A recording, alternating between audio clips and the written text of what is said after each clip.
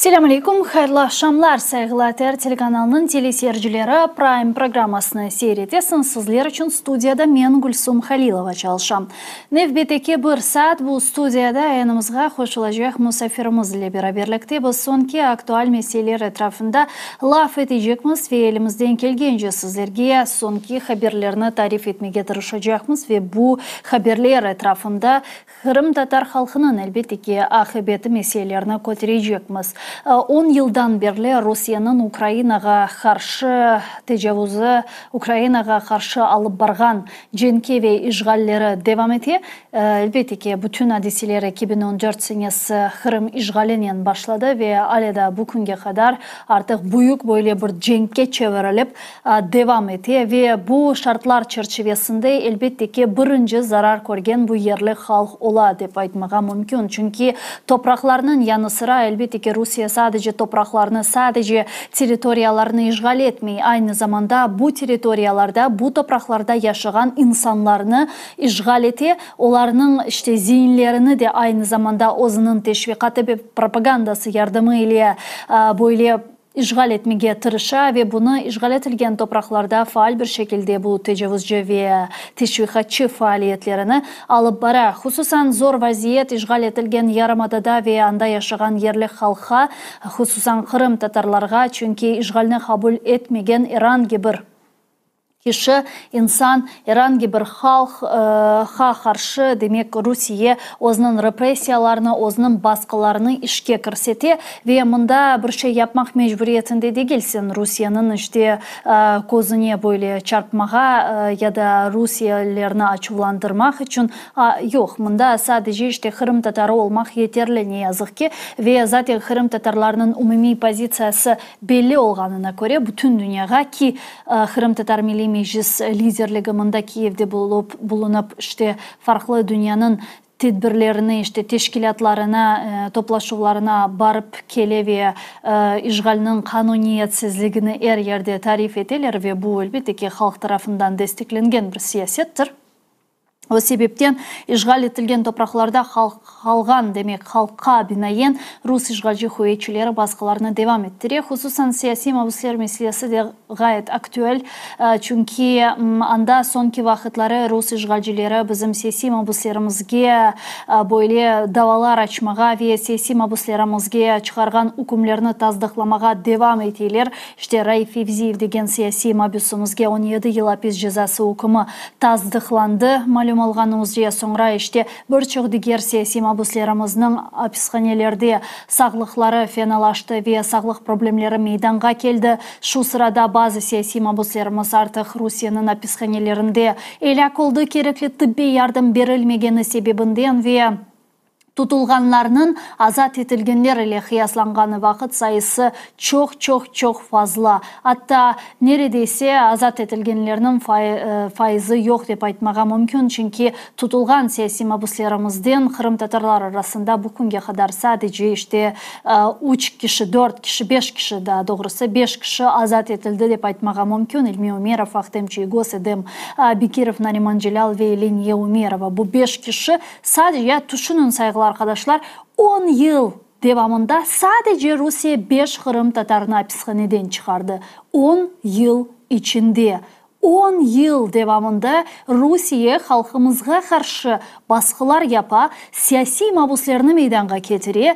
Olur olmaz esassız davalar sebebinden vatandaşlarımızı terörizmde ve sanki dersin Rusya iktidarını zapt etmekte kabahatlap 10 yıldan 20 yılga kadar hapis cezası, hapis hükümlerini, para cezalarını veriyor ve bu 10 yıl içerisinde avuşturulma çerçevesinde sadece ve sadece 5 Kırım Tatarı azat edildi. Ve bunda şunu da anlamak gerek ki bu azat edilivde sadece Ukrayna değil, Ukrayna'nın yanında olan bütün ittifakdaşları birinciden elbette ki Kırım Tatar temsili organı, Kırım Tatar temsili organına destek bergen işte ve Ukrayna'ya destek bergen diğer memleketler şu sırada hem Türkiye Cumhuriyeti hem çeşit türlü Amerika olsun Avrupa Birliği memleketinin temsilcileri ve ilahri herkes bu meseleni koteredi.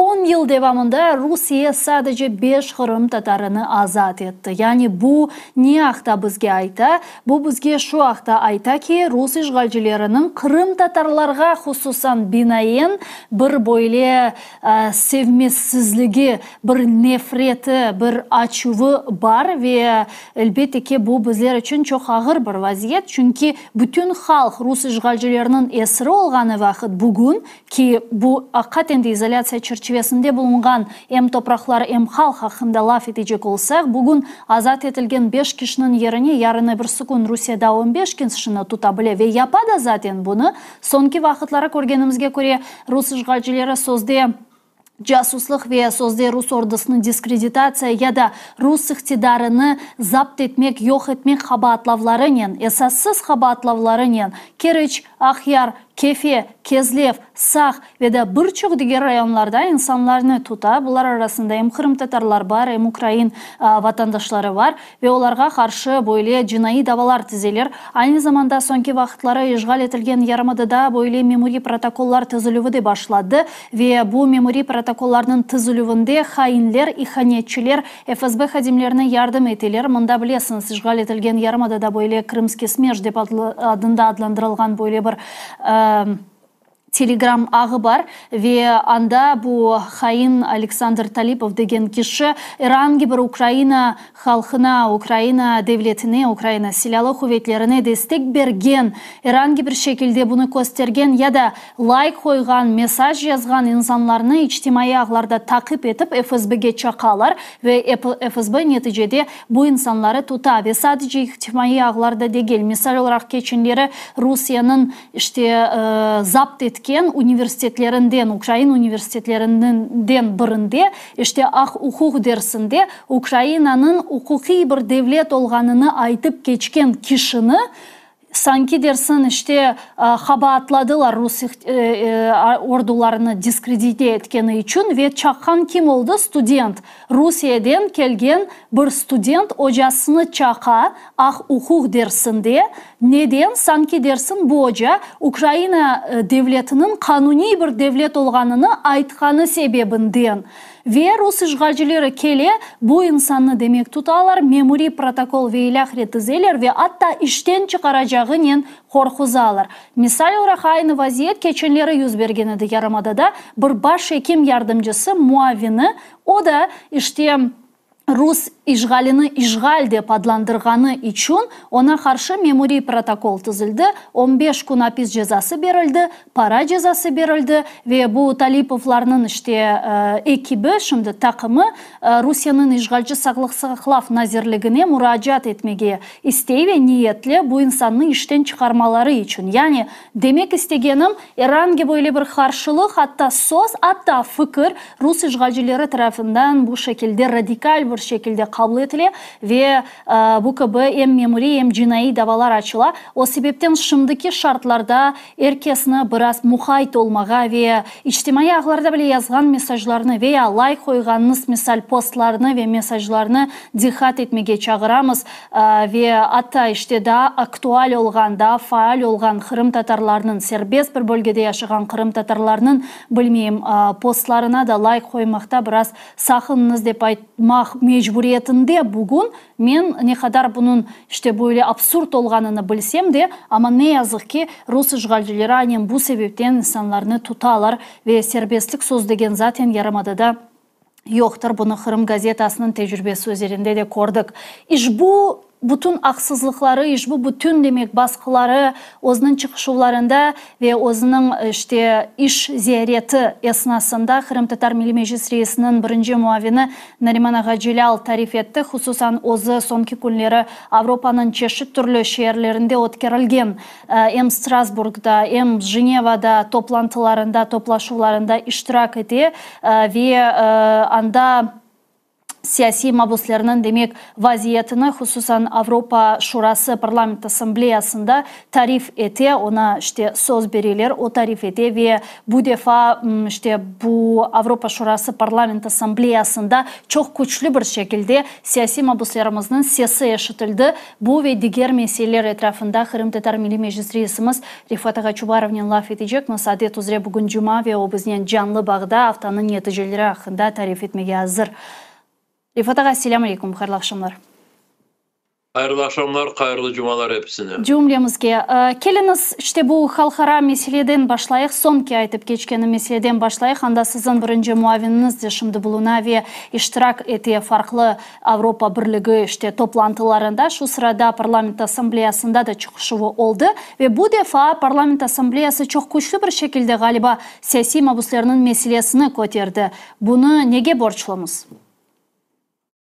Şimdi gerçekten de söylediğiniz gibi bazı arkadaşlarımız ve birinciden Kırım Tatar Milli Meclis Reisi'nin birinci muavini Nariman Celal, onunla beraber burada Ukrayna sivil toplumların vekilleri, onların içinde Fevzi Mahmutov da var,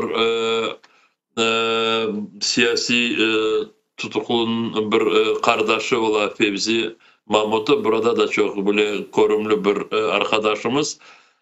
Böyle bir tur yaparlar şimdi ve Varşova'dan başladılar. Varşova'da her senelik insan haklarının bağlı Avrupa Güvenlik ve İşbirliği Teşkilatı'nın böyle bir toplantısı var. Her sene sentyabrda ötkerilir ve orada bizim arkadaşlarımız ve Nariman dostumuz da söze çıktılar ve bütün bu çalışkanları, yapkanları şimdi Kırım'daki durum ve siyasi mahpusların ağlı ve oradaki haksızlıkları konuşalar. İşte Varşova'dan başladılar, son Strasbourg'a geçtiler. Strasbourg'da Avrupa Birliği'nin toplantısı, parlament toplantısı vardı orada. Siz söylediğiniz gibi orada Ukrayna'nın bağlı iki rezolüsya kabul edildi. Birincisi Ukrayna'da 30. senelerin başındaki olan açlığı Rusya tarafından ya işte Moskova tarafından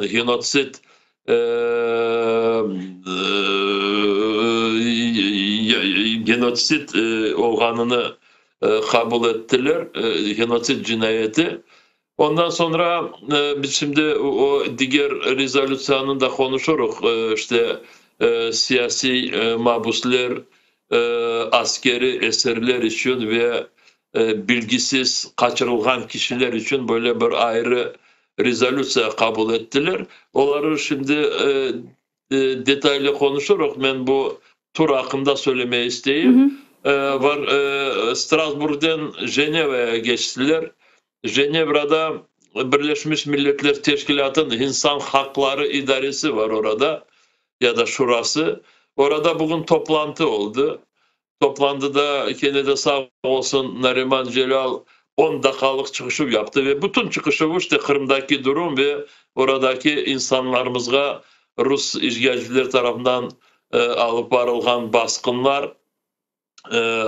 Nariman Celal anlattığı vakit onun sözlerine çok dikkat ettiler çünkü 3 seneye yakın kendisi bu bütün zorlukları içeride geçirdi ve o sebepten çok ülkelerin temsilcileri, büyükelçileri o toplantılara katılarlar.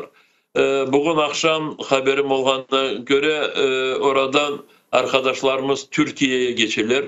Yarın İstanbul'da konuşmalar olacak. Ondan sonra Eskişehir'e geçecekler. Başka Türkiye'deki şehirlere de varacaklar.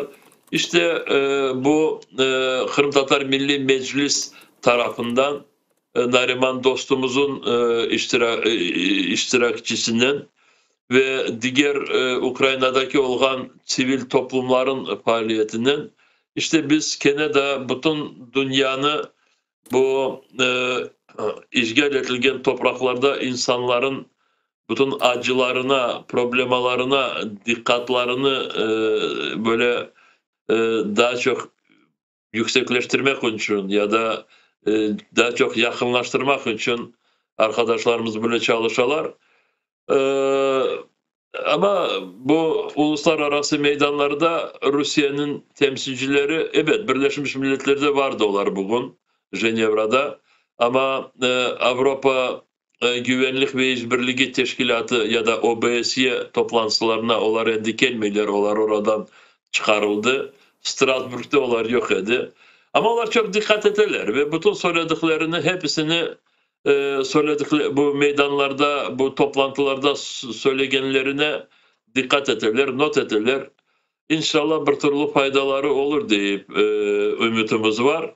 Şimdi Strasbourg'a kendine kayıtıp gelem. İşte Tünev'in kabul edilen bu askeri eserler, siyasi mahpuslar, bilgisiz kaçırılan kişileri hakkında, işte bu kişiler hepsi Rusya tarafından başlanğan cenkden bağlanmış olganını bu rezolüsyada gösterilir ve rezolüsyanın en böyle genel yeri ya da işte çok dikkat etken yeri, bilesiniz dünyada bu uluslar ya da halkara teşkilatların arasında en böyle çoktan tiklengen Kızıl Ay ve Kızıl Kaç halkara teşkilatı var ve o vazifelerine göre Kızıl Kaç aslında şimdi öyle isimli Kızıl Kaç ve Kızıl Ay teşkilatların vazifeleri, işte böyle insanlar çok zor durumda olsalar cenk etrafında ya da teren böyle konfliktler olğanı vakit ya da başka bir türlü facialar olğanda, işte bu halkara Kızıl Kaç ve halkara Kızıl Ay teşkilatları insanlara yardım etmesine hareket etişleri gerek ve onların bütün böyle mekanizmleri de buna var. Ama Rusya'ya geldiğimiz vakit Rusya bu teşkilatka kendi vazifesini Rusya'nın toprağında alıp varmasına çok böyle karşılık gösterir ve Kızıl Kaç ve Kızıl Ay teşkilatları Rusya'da kendi vazifelerini gerekli şekilde alıp varmağa olmaylar.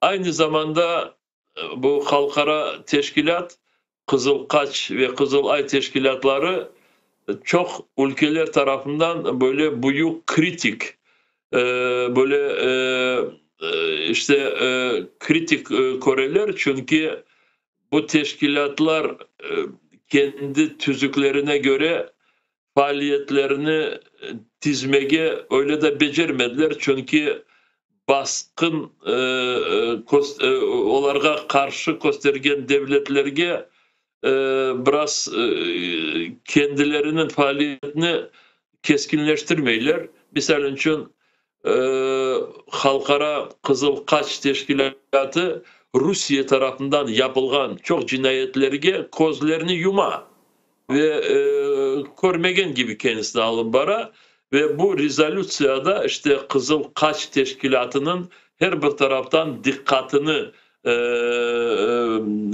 Rusya'ya dikkati çok olganına bu rezolüsya talep etti. Aynı zamanda orada gene de bu sanksiya meseleleri, işte bu hapiste olgan kişilerge o oradaki vazifeli kişiler yapkan cinayetlerine göre onların hepsi cedvellerge alınacak ve sanksiyalar onlara ilan edilecek. İşte bilesiniz çok kişilerimiz endi Rusya'nın içerisinde türmelerdeki olan kişilerimiz orada çok zorluklar görürler ve her bir kişi orada çok zorluk görüyor. Bazıları sınırsız böyle zorluklar görürler. Misal için bu Abdullayev kardeşler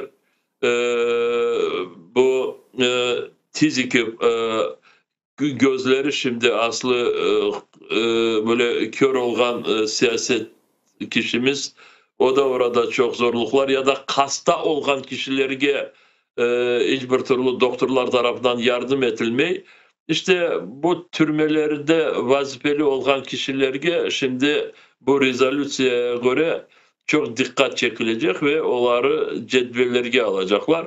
Aynı zamanda rezolüsyada işte Rusya, Ukrayna cenkinin içindeki Rus cinayetçilerine mahkeme davaları açılması için böyle mahsus dünya tribunali kurulması için daha bir kere de böyle bir işte madde orada gösterildi. Ne olsa da dünya her bir taraftan Rusya'nı biraz sıklaştırma, Rusya'daki siyasetçileri ve Rusya'nın devlet olarak böyle bir zor durumga getirmeye çalışa, ama elbette bu neticelerini görmek için daha çok vakit geçecek.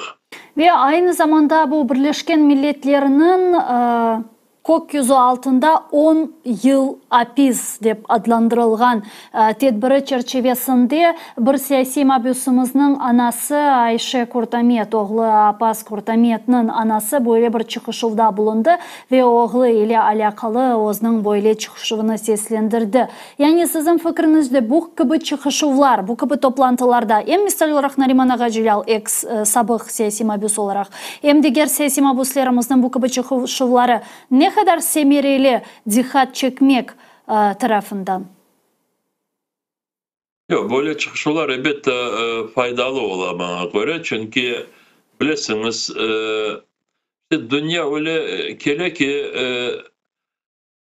milyonlar öldürdüğü vakit insanlara bu her bir kişinin acısını anlatması çok zor kele de ve bazı yerlerde işte bir kişinin faciası öyle bir bildirile dünyaya da ve bütün dünya ayakta gösterile. Bazı yerlerde yüzlerce, binlerce, milyonlarca insanlar öldürüle, ama dünya yuklayan gibi kendisini alıp bara. İşte burada biz bir şey söylemeye olmak, işte insanlar öyle kendilerini alıp baralar da ve o sebepten sana ne kadar böyle, sen ne kadar ağırlıkta ya da ne kadar acılık böyle çeksen gene de işte başkasına kendinin bu ağırlıklarını, dertini anlatması biraz bir akılla alıp varmaya gerek de ve insanlar gerçekten de senin çeken bütün bu ağırlıklarını onlar da ne kadar olsa da duysunlar. Ve bu sebepten ben söylediğim gibi misal için Nariman Celal'ın çıkışı çok oradaki işte diplomatların, devletlerin, temsilcilerin böyle bir hoşuna gitti. Çünkü Nariman böyle tek akılla anlatan değil de o geçirgen o bütün bu zorlukları kişi hapiste olgan ve o söylediği vakit şad olarak gösteriyor bunu. Kendisi korgenini anlata ve o sebepten böyle çıkışlarga çok büyük dikkat ete. Ya da bu Ayşe Hanım Kurtamet, Abbas'ın anası, işte ben de baktım o çıkışını, kendisi de bana bugün yazdı ve onun çıkışını biz şimdi bütün becerdiğimiz kadar dağıtmaya tırışıyoruz. Rus dilinde çıktı çünkü orada bu video olarak orada gösterdiler. Ama işte bu ana söylediği vakit elbette oradaki diplomatlar buna daha çok ziyade dikkat ettiler. İşte bu hepsi, ama tek orada Nariman ya da Ayşe Kurtamet değil, başkaları da vardı orada.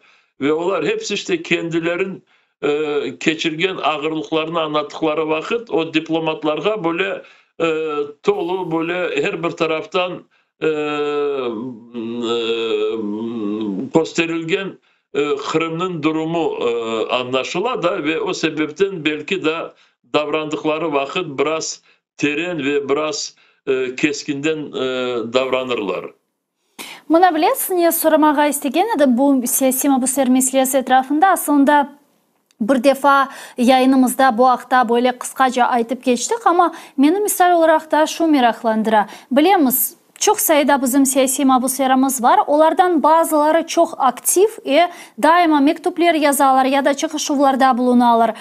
Ya da işte özünün sesini bir şekilde korantaları yardımıyla ve ilahire eşittirirler. Bazıları var ki çok böyle faal değil.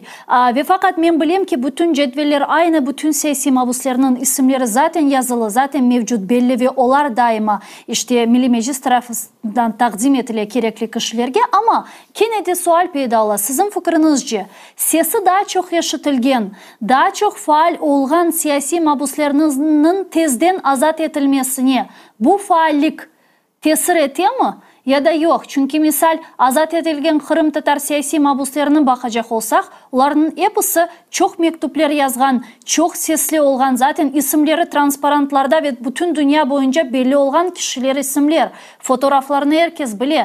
Bu aynı şekilde diğer siyasi mabuslar için de geçerli mi? Bu tesir ediyor mu azat edilmelerine tezden ya da yok sizce? Şimdi bakınız, ben daha bir kere de söylemek isteyeyim. Evvelde de konuşmuştuk. Bizim için, Kırım Tatar Milli Meclis için her bir içeriye haksız bırakılan kişilerimiz aynı şekildeler ve hepsini azat etmesi için bizler kolumuzdan gelgenini ya da bütün bu yeni olan fırsatlarını kullanmaya tırışıyoruz. O sebepten biz hiçbirisini ayırmayız, dersin ki bu bilmeyin böyle de o öyle de ya da bilmeyin bu 5 seneye kapatıldı da diğeri 17 sene, bu genç mi, bu elbet bu hepsi bu böyle özellikleri kozogna almaya gerek ola ve birinciden hasta olan kişileri çok konuşula. Çünkü insanlar o kadar hasta ki çok büyük korkumuz var. Orada ölüp kalacaklar içeride. Hasta olan kişileri biraz bizim taraftan ziyade biz konuşuyoruz. O gerçekten de öyle. Bu kişiler hepsi bilgili.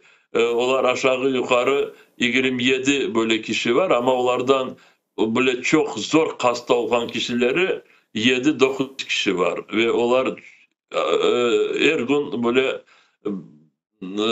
hatırlana. Diğerleri ya orada 218'den ziyade siyasi mahpuslarımız var ve orada çoksu Kırım Tatarları. Elbette kendilerini böyle biraz çarelerini bulunup da seslerini o içeriden dışarıya böyle dağıtmaya becergen kişiler, onların isimleri biraz çok duyula etrafta. Buna yok demeye olmam. Ve bazıları mektuplar yazarlar, bazıları ana babalarını ya da yakınlarının seslerine kendilerini bildirirler. Ama bizim davrandığımız, kendine de söylemeyi isteyeyim, bütün bu kişileri azat edilmesine biz davranıyoruz. Çünkü bu kişiler hepsi orada haksız kapatıldı ve onların hiçbir türlü, onların tek bir kabahatı var. Ruslara göre onlar Kırım Tatarlar ve kendi vatanında, kendi topraklarında yaşamaya tırışırlar. Şimdi demek Kırım'a keliniz geçecek ve Kırım'da alıp geçken... Ama burada bakınız Gülsüm kardeşim, soradığınız vakit ben bunu söylemeye gereği var deyip şimdi düşündüm de siz şimdi nasıl faktörler insanları tezce azat etilmeye böyle faydalı varlar deyip soradınız. Ben de ona cevap vermeye tırıştım. Ama insanlarımızı azat edilmesine karşı olan faktörler de var da ve bunların birisini söylemeye isteyeyim. Bazı Kırım Tatarlar kendileri, Kırım'da olan kişiler, Ruslara yakınlaşkan ya da vazifelerini algan kişiler her bir tarafka Kırım'da ne kadar muhabbetlik, Kırım'da ne kadar tınçlık ve Kırım'da ne kadar hukuk böyle her bir tarafını çizgenini bu yalanları tek Kırım'da değil de Rusların propagandası yardımının dışarıda da bu yalanları çıkaralar. Ve bazı böyle forumlarda, toplantılarda Rusya Federasyonu'nun temsilcileri bu onlara hizmet etken Kırım Tatarlarının ağzından çıkan bu yalanları alıp kullanalar. Misal için Birleşmiş Milletler Teşkilatı'nda ne benzer Rusya Federasyonu temsilcisi de ki bize inanmasanız oradaki Kırım Tatarlara inanınız diye. Orada de Kırım Tatarlar söylediklerine göre de Rusya gelgen son orada her bir kişi, her bir koranta o kadar böyle bir bahtlı yaşayla o sebepten siz söylediğiniz ne benzer bu başka devletlerin vekillerine Kırım Tatarların haklarını istediği vekillerine de ki siz yalan söylesiniz. Biz Kırım Tatarlarga inanıyık ve onlar söylediklerini bakınız deyip ne bence bazılarının ağızlarını kapatmaya tırışa. Elbette işte böyle kişiler gerçekten de işte bizim siyasi mahpuslarımızı azat edilmesine çok ayak çalarlar ve karşı çıkarlar. Bu kişiler galiba geçenlere o işgal etilgen Yarımada'da kene Kırım'ın işgalinde asıldı. Birinci işgalinde iştirak etken bu rolünü oynagan Yekaterina'nın abidesine galiba barıp böyle bir kene işte çiçek ve lahriye koyganlar. Benim işte görgen bazı haberlerime göre. Nedir bu? Sizin tavsiyatlı malumatlarınız var mı acaba? Şimdi bazı Kırım'dan buraya gelgen haberler o kadar insanlara bile bir şok şekline getiriyor. Ben gerçekten söyleyeyim. Misal için hatırlatayım, evvelde böyle bir Eyvaz Umerov vardı. Ve bazı kendisinin böyle çıkışlarında Stalin'i destek ederdi. Deredi ki Stalin olmasa işte bu 2. Dünya Savaşı'nda Sovyet Birliği saklanmayacak iken Stalin olmasa bilmeyim öyle bile Stalin'i aktarırdı da ve bunu ne kadar kaç kişi nasıl kişiler ona akıl vermeye çalıştılar ama bu kişi işte öyle de akılsız devam etti. Şimdi bilmeyim sonki aylarda hiç korunmuyor. Onun internette çok böyle büyük faaliyeti vardı. Telegram kanalı, Facebook'larda her bir yerde her gün pis böyle sözlerle çıkarırdı. Ama şimdi anladığıma göre Eylül ayından bugünecek cöldü. Neden cöldü? Çünkü onu hapiste bırakmışlar. Orada bu diğer insanların böyle dava çıkarmıştı da ve onu haklı hapiste bıraktılar. Böyle huligan sebebinden ve oradan kendisini kurtarmak için Rusya ordusunun kontrakt imzaladı da ve hapisten askerliğe gitti. Burada Ukrayna'da bizimkilerini Kırım Tatarlar da çok burada Ukrayna askerliğinde ya da Ukraynalıları öldürmek için Rusya ordusunun işte böyle bir anlaşma yaptı. Ama Eylül ayında cöldü. Ne sebepten bilmeyik. İnşallah Allah onun cezasını vermiştir. Amin. Ve bu şok söylediğim vakit onu da söylemeye isteyeyim ki bana bugünleri Kırım'da Nemseleri gelip yerleştirmesine 200 sene olmuş iken. Şimdi hatırlatayım bu 1783. senesi Rusya İmparatorluğu Kırım'ı basıp aldı, zapt etti ve Kırım Hanlığımızı devlet olarak yıktırmıştı, yok etti. Ve Kırım işte birinci sefer işgal edilgeni 1783. seneden başlanmıştı. Ve Rusya'nın politikası vakit bu Katerina zamanıydı. Ve Rusya'nın politikası işte bütün Kırım Tatarları oradan temizlemek ve Kırım'ı gerçekten de onlar söylediği gibi Rus böyle bir bölgesi gibi çevirmesi Kırım'ı ve arada bir 10 sene geçti geçmedi. Binlerce Kırım Tatarları mecbur oldular Kırım'ı terk edip Osmanlı'ya gitmeye. Çünkü Rusya İmparatorluğu zamanı birinciden topraklarını çekip alırdılar Kırım Tatarlardan. Son bu devam etti ve bütün 19. asır devamında yüz binlerce Kırım Tatarları birinciden bu toprak meselesine bağlı. Çünkü Kırım Tatarların topraklarını çekip algan sonra insanlar kendilerin korantalarını bakmağa ya da çalışmağa işte kazanmağa hiçbir şeyleri yok edi ve toprakları olmadan sonra Kırım'ı ağlayıp Kırım'dan çıkmağa mecbur edilir ve o sebepten şimdi o kadar çok büyük diasporamız var dışarıda.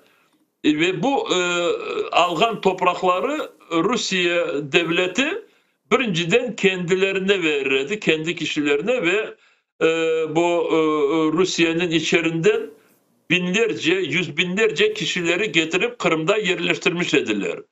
Ama ondan da başka diğer milletlerden getirip burada Kırım'da karıştırmaya da planları vardı. Tabi Katerina zamandan. Katerina bunu yetiştirmedi yapmak ama Katerina Kırım'a nemseleri getirip yerleştirmeye böyle çok büyük niyeti vardı.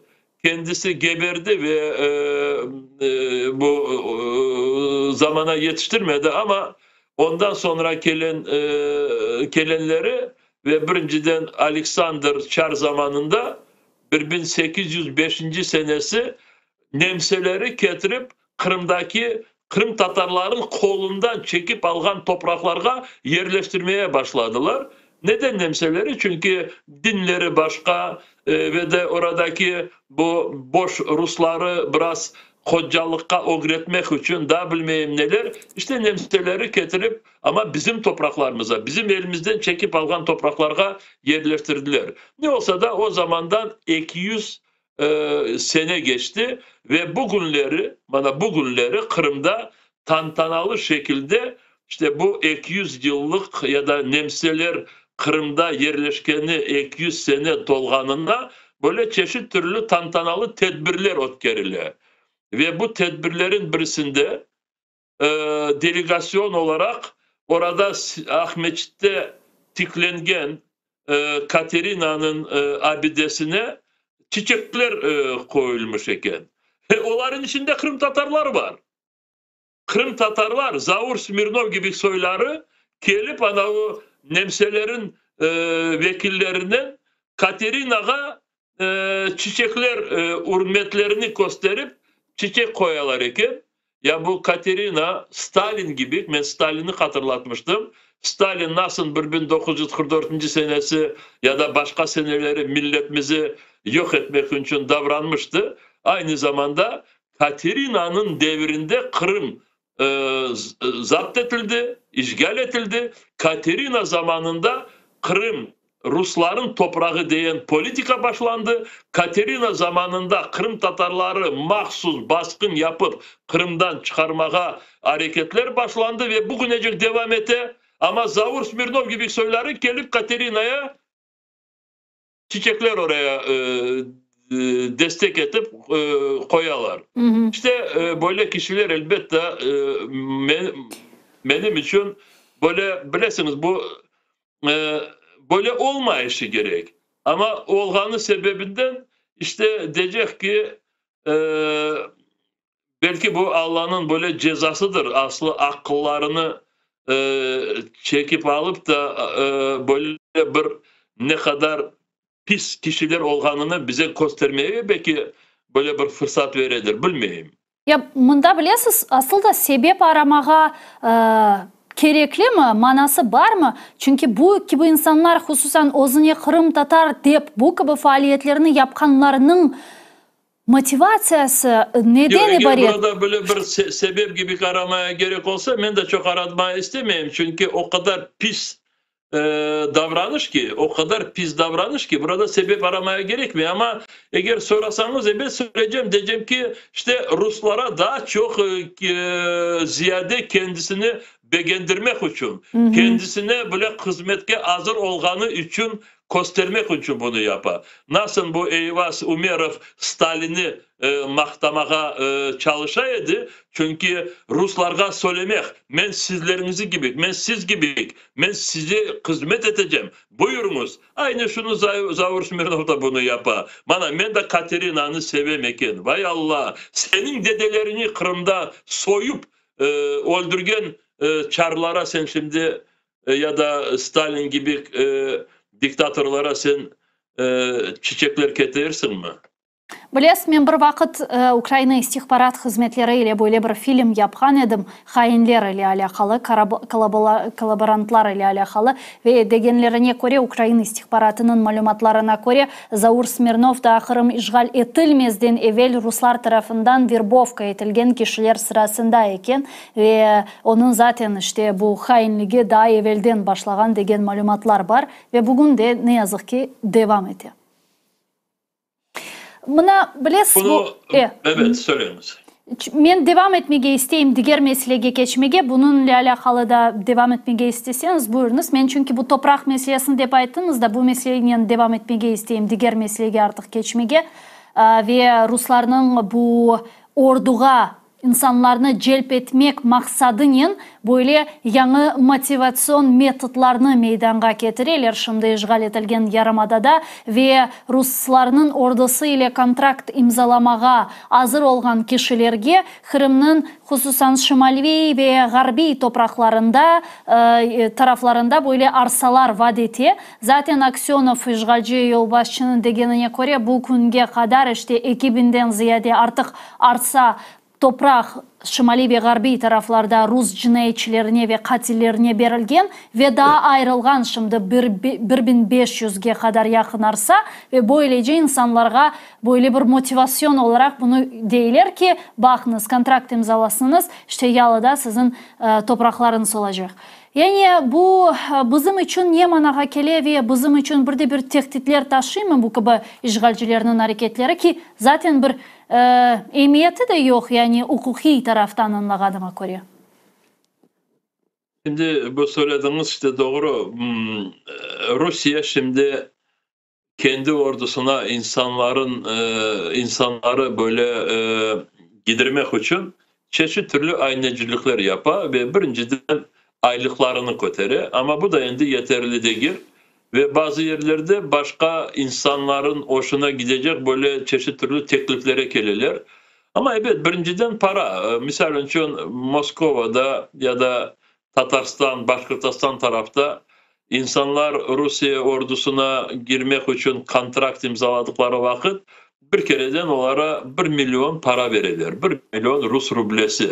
Moskova'da şimdi 1 milyondan da ziyade oldu. Çünkü o bölgeler böyle zengin bölgeler. Onların o kadar paraları yeterli ve ya da bulunarlar bir yerden. İşte para verip insanları aldatıp orduğa kontrakt imzasından gidirirler.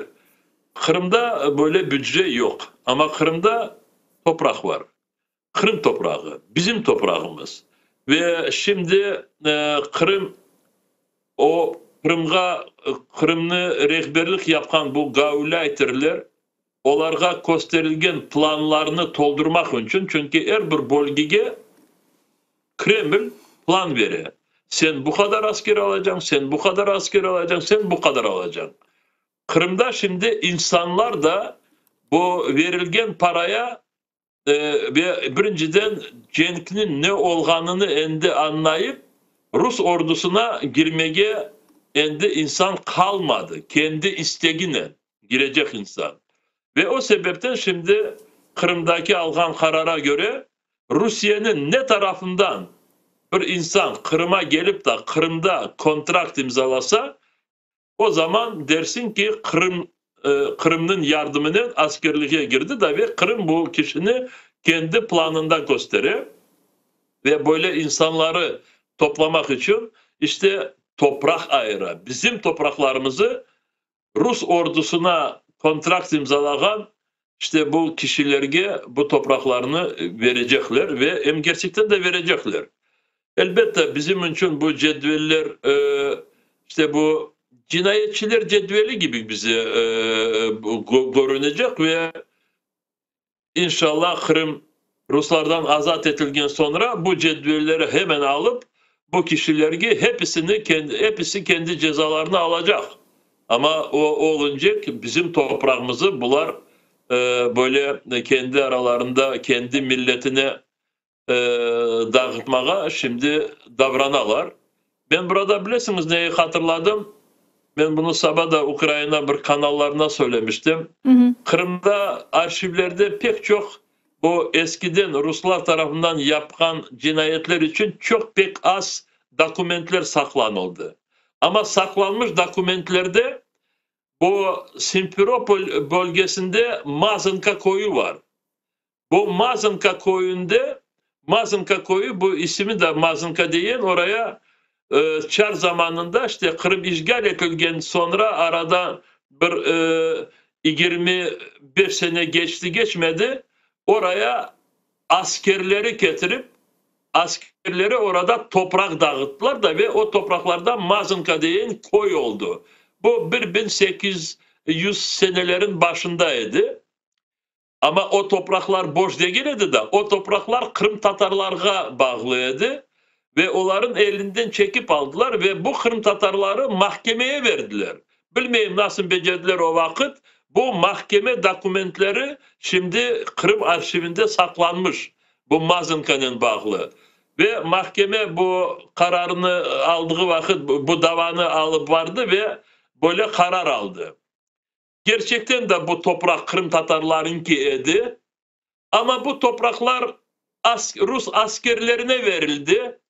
Ve bu Rus askerleri bu topraklarda kendilerin evlerini ve başka kocalıkla bağlı çalışmalar yaptılar. Ve bu sebepten bu toprakları kaytarılması mümkün değil de bu topraklar Rus askerlerine kalsın deyip böyle bir karar almış ediler. Bu kararını hepsi tarihçiler bilirler. Bakınız aynı işte 2 seneden sonra bu başımıza kaytıp geldi de ve elbette biz bunu hiçbir vakit kabul etmek ve Kırım azat edilgen sonra bütün bu bizim gelip de toprağımızı alan kişiler, aslında gelip bizim toprağımızda yerleşken kişiler, onlar hepsi Kırım'dan temizlenecek. Hepsi. Mında bilesiz daha bir mesele var. Bu topraklarını canlılar ala, canlılar yerleşiyor ama aynı zamanda topraklarımızı canlılardan gayrı ölüler de işgal etti. Çünkü misal Kırım'da Ukrayna prezidenti temsilciliginin bergen malumatlarına göre sonki bir yıl içerisinde işgal edilgen Yarımada'da tahminen 1231 Rus katili defin edildi, komuldu. Bunlardan 776'sı büyük ihtimal Ukrayna vatandaşı dep aytalar temsilcilikte ve degenlerine göre bu sadece işte cemaatçılıkka ait olgan ve belli olgan haberleri berilgen defnetilgen kişiler ama haberleri olmagan cemaatçılıkka bildirilmegenlerinin miktarı çok daha fazla olabilir dep aytalar. Ukrayna vatandaşları da var arasında. Ne yazık ki arasında o çok olmasa da Kırım Tatarlar da var. Ben bunu ne için aytam? Çünkü şimdi Rus işgalcileri yana böyle bir seferberlik dalgasını başlattılar ve korunuşka göre kene hususan Cankoy ve bu şimali taraflardan keze ekenler ev ve kene vatandaşlarımızını ve yerli sakinlerini o'zining ordusuna celp etmege ya mecburi ya da işte degeniniz bazı böyle tekliflerle bunu yapmağa isteyler. Buna ne dersiniz bu gibi haberlerge ve kene de buna aynı sual bence daima aktual olacak. Buna biz karşılık olarak ne yapabiliriz? Şimdi buradan ya da başka yerden olsun böyle efektif şekilde biz bunu toktatmaya ya da bilmeyeyim biraz azlaştırmaya hiç becermek. Çünkü orada hepsi Rusların kontrolünde. İnsanlar dikkat oluşu gerek. Elbette biz burada çok dikkatle her gün orada olanlarını böyle gözleyik ve çeşit türlü olabileceğini böyle düşünüyoruz. Bazı bilgenlerimizi açıklamalar yapayık. Bana misal için geçen haftalarda Kırım'da askeri böyle oyunlar otkerildi. Öyle değiller. Военные игры. Hı hı. Ya da учение, военные учение. İşte dersin ki askerler kendi zenatlarını iyiye böyle da yakşı alıp varmasına böyle öğrenirler. Ama buna çok dikkat etken kişiler onu gördüler ki çok askerleri, öğretkenleri işte ayrı böyle koyları, kasabaları sarıp almasına böyle öğrendiler.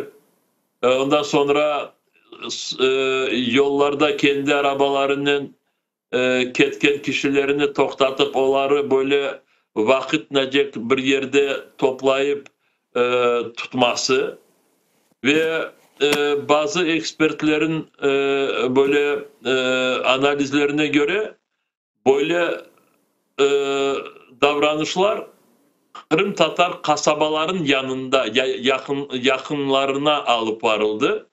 İşte bu böyle olganlar bizi çok rahatsız etti ve o sebepten oradaki insanlar da birinciden bu genç erkekler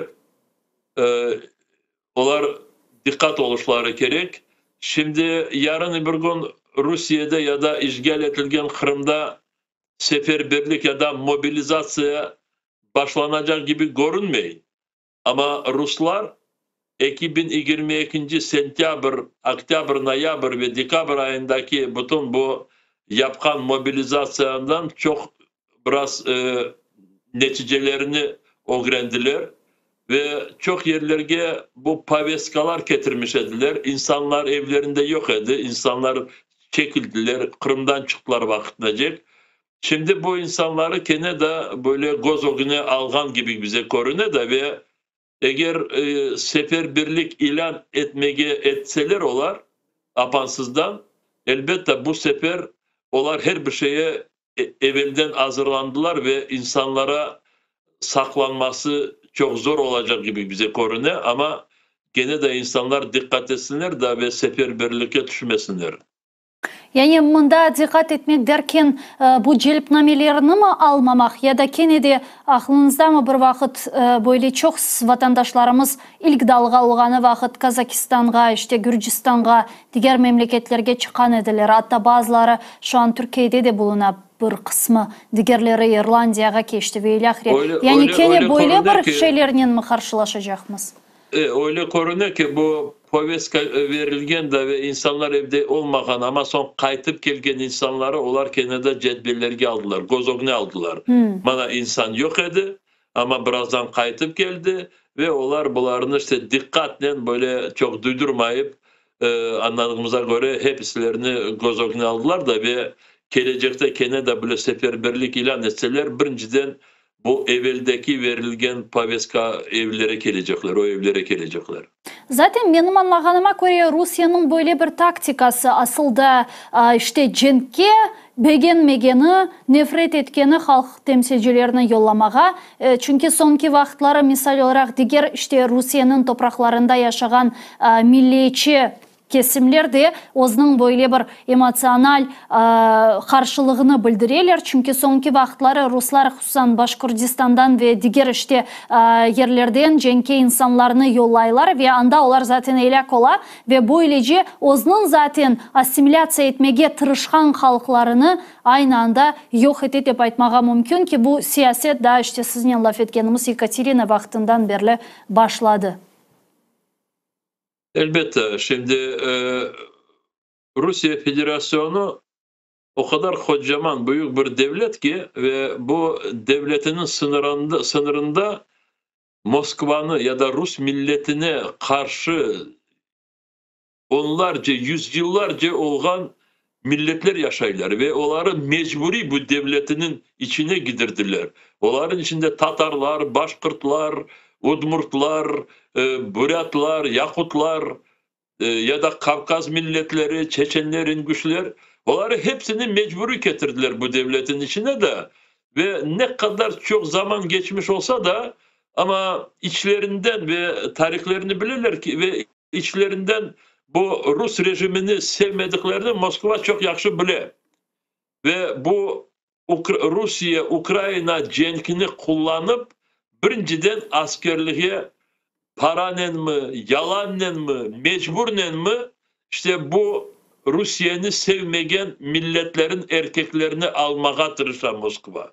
Ve o sebepten işte bu seferberlik olsun ya da diyeyim ki paranen ya da yalannen olsun, birinciden bu başka etnik toplumların vekillerini Rusya ordusuna alıp onları ziyade cenkte öldürüp bu halkları daha çok zayıflemeye Moskva planlaştıra ve bunu beceriyor biraz. Beceriyor ama Rusya'daki milletler de bunu endi sezdiler ve buna karşılık çıkarmaya yollarını şimdi araylar. İnşallah taparlar bu yolları. İnşallah. Ve büyük teşekkürler Rifat ağa. Mına son bir 3-4 dakikamız kala. Belki de sizin ayrıca aytmağa istediğiniz şeyler vardır. Çünkü misal biz Ukrayna tilinde de yayınlarımızı alıp baramız ve galiba cebede şimdi vaziyet ağır. Hususan Ruslarının Vuhledar şehrini ele geçirmesi mında biraz böyle uzuntu ve hatta bazı yerlerde açıv bile meydana getirdi ve Rusya'nın şantajları da zaten devam etti. Buna cebe ile alakalı aytmağa istediğiniz ve belki de halkımızı böyle ruhlandıracak bir haberleriniz var mı? 3-4 dakikamız var. Şimdi bunu belki askerler ziyade ya askeri kişiler ziyade yaxşı anlatabilirler ama bana göre evet cebede şimdi çok böyle süre ve zor şekilde her gün otkerile. Çünkü Ruslar o askerlerini hiç acımaylar ve her gün binlerce kişilerini uruşka bırakalar. İşte bu Vuhledar şehri eğer isteseler teleseyircilerimiz kendileri çeşit türlü kaynakları kullanıp bu Vuhledar şehri neye şimdi çevrildi onu bakabilirler fotolarda, videolarda. Cenk'ten önce onda 18 bin kişi yaşar idi. Dülber bir şehircik idi. Çok katlı binalar vardı. Tükanlar, bilmeyim, mektepler. Ama şimdi hiçbir şey kalmadı. Duvarlar böyle yıkılmış her bir şey. İşte bunu Ruslar böyle yapıp ellerine geçirdiler ama Ukrayna askerliği kendi askerlerini oradan çekip aldı. Çünkü Ukrayna için insanların hayatı, askerlerin hayatı birinci sırada. Ruslar gibi biz böyle insanlar çok öldürgenine fırsatlar vermez Ukrayna. Bunu söylemeyi istedim. İkinciden şimdi Ruslar bazı yerlerde çok propaganda yaparlar. Dersin ki dünya tarafından böyle bir farklı anlaşmalar hazırlana. İşte Ukrayna kendi bazı topraklarını Rusya'ya vermeye razı olacak da ondan sonra barış tiklenecek. Böyle prognozlar pek çok ve birinciden Moskova bunu kullana. Ama Ukrayna'nı ve Ukrayna toplumunu yaxşı bilmeye gerek. Ukrayna devleti, Ukrayna toplumu hiçbir bölgeni Ruslarga verip de kurtarılmaya yollarını bakmay. Çünkü birinciden kurtarılması mümkündür.